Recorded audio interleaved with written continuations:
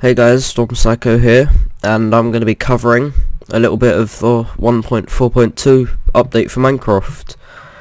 So, going to go on and log in, and then faced with the same update screen. Would you like to update? Click yes, and then it installs all the stuff. So, I'm going to start out with some of the items that where are they? Item frames, this thing, and some of these guys.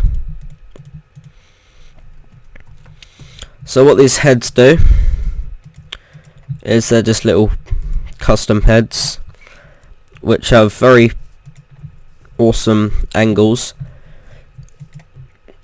There are lots of angles that you can put these heads at, lots of different angles, so that's pretty cool customization thing. They don't replace weeds blocks by the seams of it, so something to note, but oh well. So there are lots of different ways you can get them to face. And there's this one, this one, this one, and finally the skeleton. That's not a skeleton. So these are just quite cool for, say, if you want to make a mob and you don't want to put a pumpkin on a stick, you can have a wither person thing, or a Steve, whatever you want. I guess it's just more sort of suitable than having pumpkins on sticks with some levers on them. Although I'm not really sure how you would do hands, because obviously can't attach levers to it, but I'm sure people will figure it out. So next thing is the item frames, and the item frames just simply work by put them on a surface and then you left click on them and that thing goes into the frame. And you can even put an item frame in an item frame. So there's a nice little bit of item frameception there. And then the next feature is plant pots. And you can just pretty much put roses, flowers, mushrooms in them. Probably ferns as well, and most likely saplings. Just try it out quickly. So we'll get some plant pots around. So yep, saplings work and ferns work. And does grass work? No, it doesn't, because it's too big. But there you are. That's all the things for that. Lily pads also don't work because they are too big, and vines go on walls like so they don't work. But yeah. Anyway, next are the anvils, and I'll just quickly grab an enchantment table and a couple of swords and 2 bits of armor and a bow, and I'll enchant some of these guys. Just put some of these in the enchantment table, see what I get. So I've got a sharpness and a knockback and a bane of arthropods. And let's see what I can get in this. Smite and knockback. So then, guess I can enchant some of these. See what I get. And then finally, get my bow. So this is the anvil block. And when you place it down, it's got quite a cool clunking sound. Then you open it up. And first thing you can do is you can rename items. So the plate,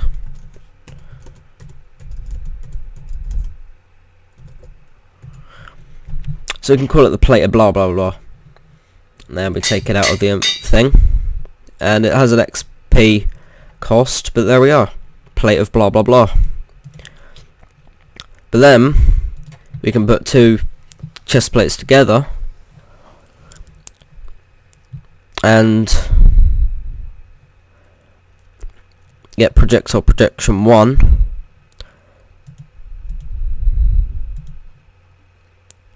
Or protection I. And it keeps the name of whatever's in the first one. So switch these over. Diamond chest plate. Switch them back. Plate of blah blah blah. So then we can take this, and it keeps protection 1.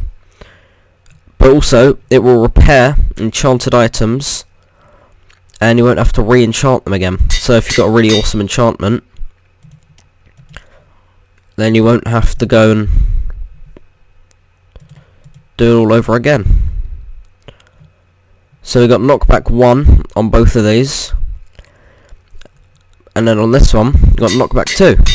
So combining enchantments, now I can hit some stuff pretty far away if I feel like it.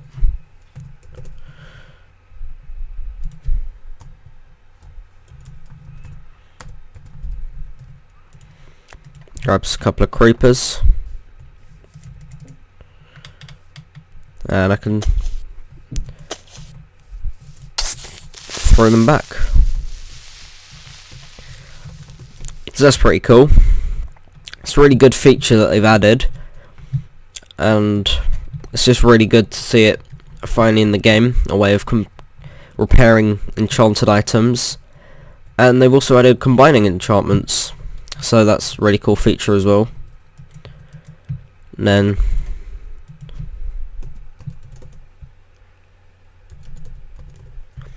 bow of lemons, because why not? Then we can have a little bow of lemons. So I'm going to get rid of some of this stuff. And then the next feature is some walls. So we've got a cobblestone wall and a mossy wall. And these, they're pretty much just like fences, except they are walls. And they go around corners, and they keep this little block on the corner. And they're just really cool features to have instead of just the boring old fences. It's just a nice little thing to add. It's good to have it in the game along with all the other things, just so that not every single thing we've got is just a fence. Like every time we want to make something that mobs can't jump over, it's got to be a fence. And then we can have our little entrance, and then lead this off to our house. And there you go. One little problem, I'm not sure if it's a bug, deliberate or what, but putting a wall on top of another wall, it just keeps the sort of corner effect, and there's little blank bits across these parts, so it'd be good if it was just a solid wall. So I don't know if that's deliberate or if it's just a bug, but yeah, it'd be good to see that changed. Then we got our mossy wall, which, as you can imagine, exactly the same, and it works with the other wall, except just different texture of mossy cobblestone. And these blocks replace grass blocks, so that's pretty cool. And there you go. That's pretty much all there is to the walls. Basically just fences, but more awesome. And pretty good for just building houses out of instead of just fences and farms. So next thing that we have is the beacons. Now I'm grabbing some of these because I'll show you in a second. Making little pyramids out of these blocks is a really good idea because it increases the amount of stuff that you can do with the beacon block. And obviously this looks like a lot of stuff. I mean, emeralds are really rare and you've got to make blocks out of them. But this is a very end game sort of beacon thing. So it's not exactly as if you're going to be getting this as soon as you found your first 2 diamonds. You are going to have to complete the Wither boss, which I'll show you at the end, or in a separate video, who isn't exactly the most friendly of bosses. It's probably even harder than the Ender Dragon.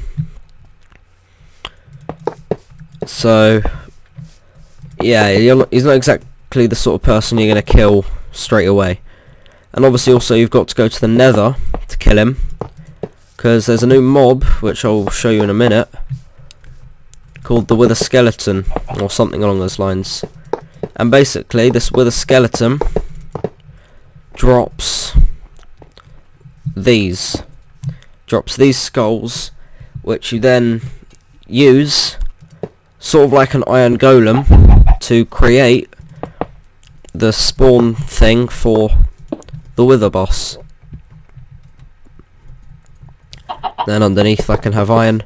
Pretty sure it's not necessary to have iron, because look, got 3 things.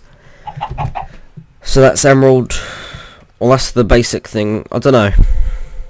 I guess it's emerald, that, and then iron maybe. But you got regeneration, just sitting there, just waiting.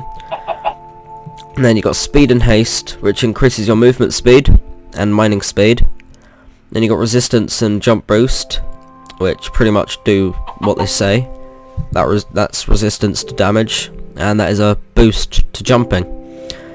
Then you have strength, which is strength. Just gonna leave it at that. So I think I do need iron to get some of the things like strength. But anyway, strength, it pretty much does what the potion does, but obviously while you've got the beacon, it's not going anywhere, so it's just a really cool thing to have. And if nothing else, it's just a really good way to find your house, you know. If you've got one of those sitting on your roof, you're never going to get lost again.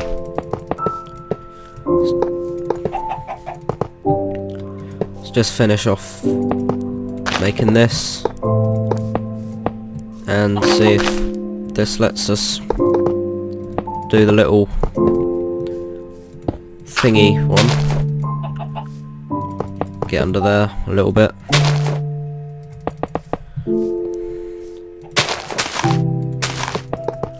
And there we go. So as you can see, we've now unlocked the strength, so we can have this as well. And you do sacrifice diamonds or emeralds or gold, not iron, and then this becomes available, and it gives you those perks. And also seems strength 2, jump boost 2. So these do seem to be improved if you have a better tower, pyramid thing.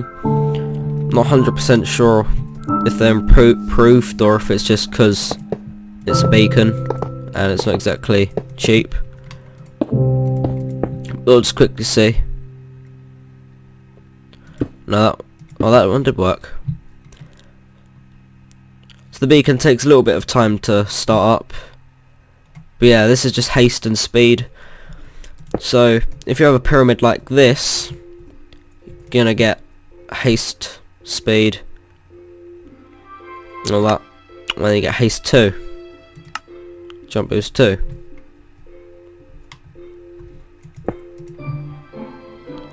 I mean, this one doesn't even let me get anything because it's just this. Oh, there we go. Oh, it is haste 2. But anyway, it's a lot more beneficial to have a tower like this than one of these, because you're still going to need all the emeralds to get it started up in the first place. And if you've got that many emeralds, you're probably going to have enough diamonds. Gold isn't exactly used for anything else, so when you find that, you probably just shove it in a chest.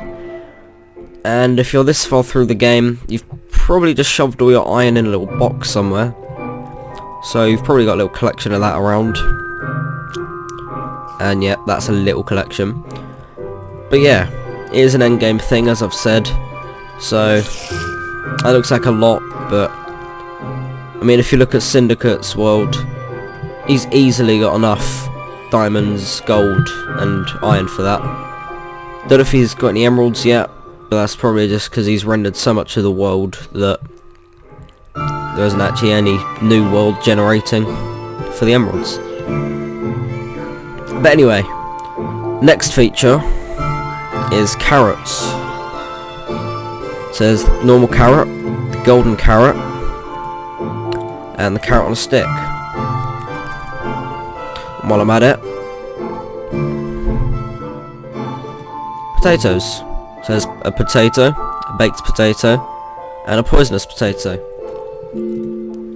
So basically,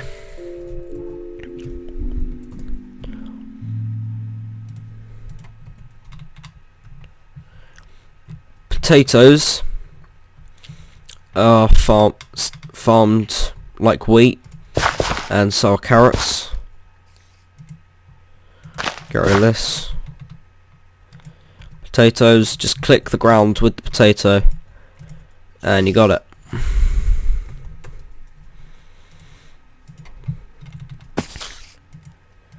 And then we can grow these. And then the carrots have little orange bits, potatoes have little potato bits, and different heights and different colours and stuff. So then you break it.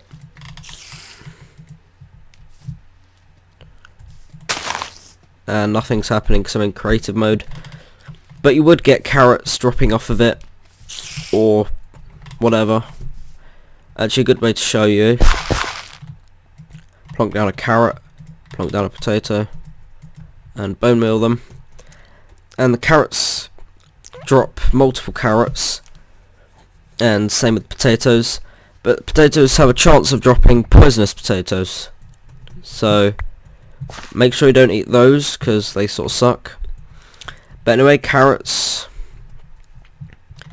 can be crafted into carrots on a stick, just the same way as you do fishing rod, but you just put, so there you go, the carrot's broke.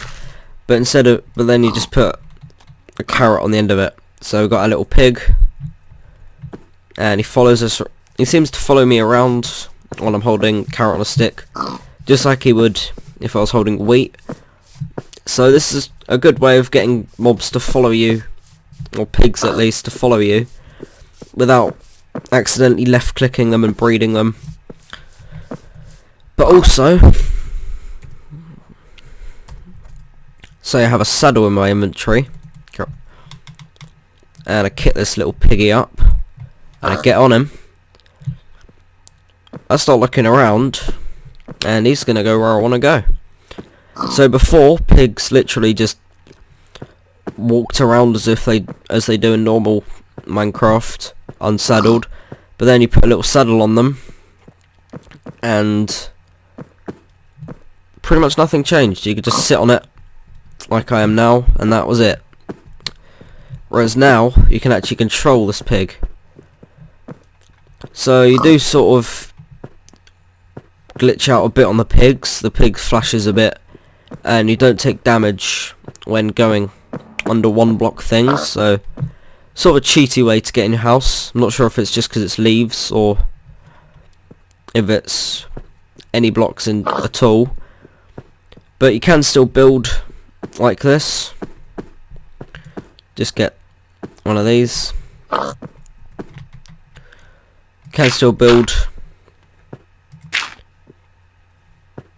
But obviously when you're building, you haven't got your carrot on a stick open, so the pig just walks around aimlessly. And then you get it out again, and he spazzes out. Break this, and we can let him flock with his friends. Down we go. And then left clicking should cause the pig to sort of charge, where he dashes forwards a lot faster than he normally does. And then pigs can swim. Not very well by the look of it. But anyway, I'm going to leave Piggy here and carry on with all the other features. So as I was saying earlier, nice feature of the beacon block, gone off mining. Come out of a cave, no idea where you are, and then you just look for the giant beam of light in the sky. Now the beacon block was retextured multiple times, like the little beam, and I like it the way it is. I mean, if nothing else, it's just really fun to stand in the middle and just do this. I mean, that looks really trippy, so yeah, that's a really fun feature for spending all your resources on. You can stand in the middle of it and it looks trippy. And there you go. But anyway, back to some of the other features. I'm just going to get some obsidian and a flint and steel, and I'll quickly make a portal to the nether, because this is where one of our new mobs are placed, and these mobs are needed to get the beacon block, and I'll show you why once I've found one. So there's no animation for the going into the nether anymore. It is just literally walking into the portal by the seams of it, so it's not all that waiting. There we go, warp's loaded. It's quite an open world at the moment, it seems. Put my difficulty on hard and see if I can find some of the mobs that I'm looking for.